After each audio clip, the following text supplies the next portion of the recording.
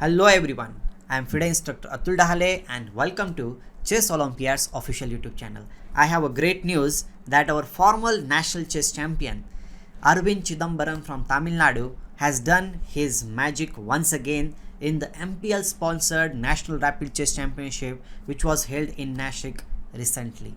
Yes guys, in this championship he has scored amazingly. You can see in the third round he won against Krishnan Sarvanan, then Raviteja, Ankit Gajwa, Grandmaster Vishnu Prasanna, then Himal Gusen, Dipan Chakravarti he drew, and Mitra Bagua also he drew, and then he won the championship with a very convincing score. And in this video I am going to share one of his game which is short but sweet game. The way he checkmated his grandmaster opponent Vishnu Prasanna is really fascinating. So let's check out the game, and don't forget to like this video and subscribe to the channel if you are new here, because we are going to have lots of interesting videos on this official channel.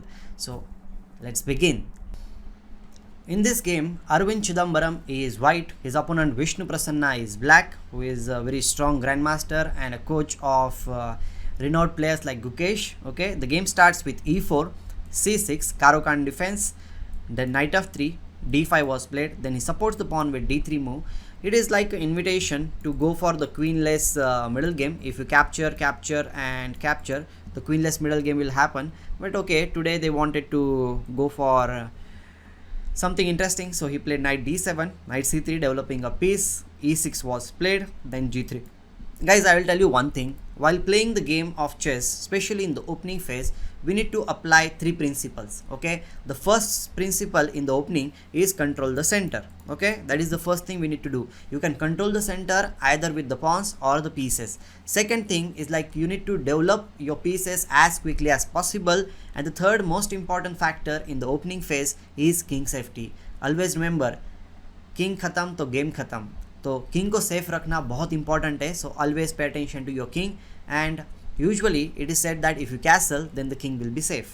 Okay, so knight e7 was played by Vishnu here, then bishop to g2. Obviously they are going for the castle. Then black also played g6, castles, bishop g7. Both players are penetrated their bishops, and now it's time to control the center in a much stronger way. So he places his pawn in the center of the board with d4. Black castles in this position, and now rook e1. White is just waiting in the position, not going for any concrete lines, just developing the pieces, getting the pieces in the game. That's a very good strategy. D captures e4, knight captures e4. One more thing I would like to tell you, whenever it is possible for you, try to put your knight in the center of the board. It can be there on e4 or e5 on from black side, anywhere, but if the knight is there in the center of the board, then it becomes like a very strong piece, because it controls 8 squares in the position. You can see I am making with the arrows. All these squares are being controlled by the knight here in this situation, so it's a good strategy. I always talk about this thing with my students also, that it becomes like the octopus knight, so worth remembering. Okay, knight f6, directly going for the exchanges. Arvind said like, okay, no problem, I'll exchange the pieces here. He supports the pawn. This game is a very simple game.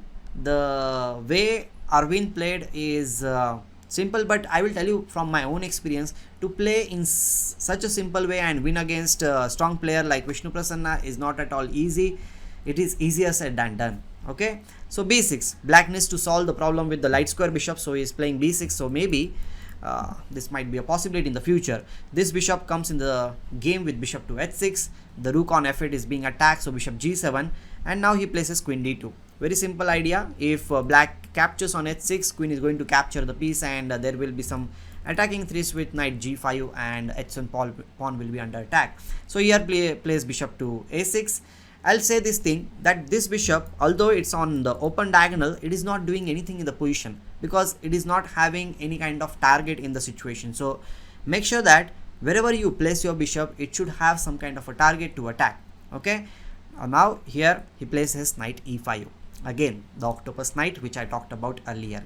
So guys, pay attention to these small positional details which will help you a lot in your games. Okay, bishop captures bishop here, queen captures bishop, and now the pawn on h7 is a weakness, and you can see the placement in this position. The bishop on a6 is just not doing great job in the position. Rook on e8, queen on d8 is also not doing a great job. So here white's task is to attack on the king side. Okay, and he did that very Precisely, rook c8 was played, rook a d1. Before you go for the attack, make sure that you have all your pieces in the game. So he brings the rook in the game with rook a d1. Knight d5, placing the knight in the center of the board. And now here Arvind comes up with the move is called as the rook lift. It is rook to e4. The rook lift means what? From the bottom line or the rank, the rook comes up on the board to go to certain destination. Here rook e4 is played in order to go for the kingside attack.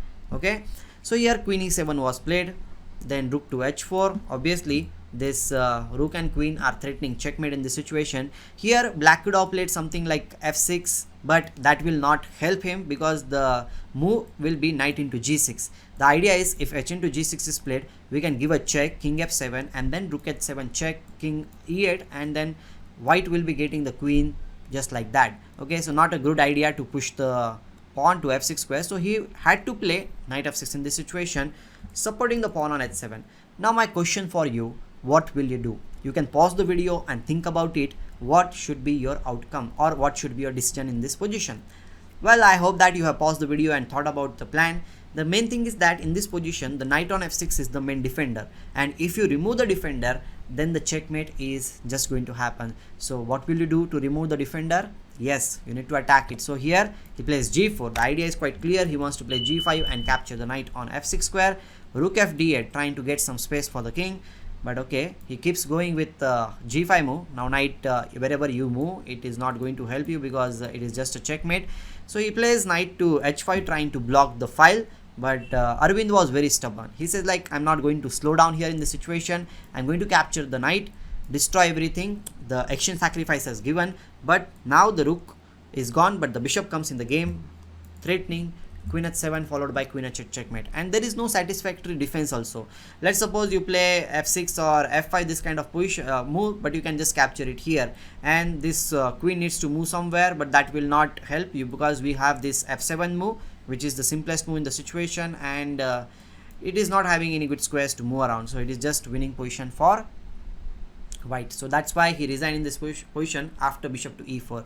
I hope that you enjoyed this video, and do comment Arvind Chidambaram OP or Arvind OP in the chat or in the comment section, you can say, and subscribe to the channel if you are new. I'll be meeting with you very soon with some new content. Till that moment, thank you and goodbye.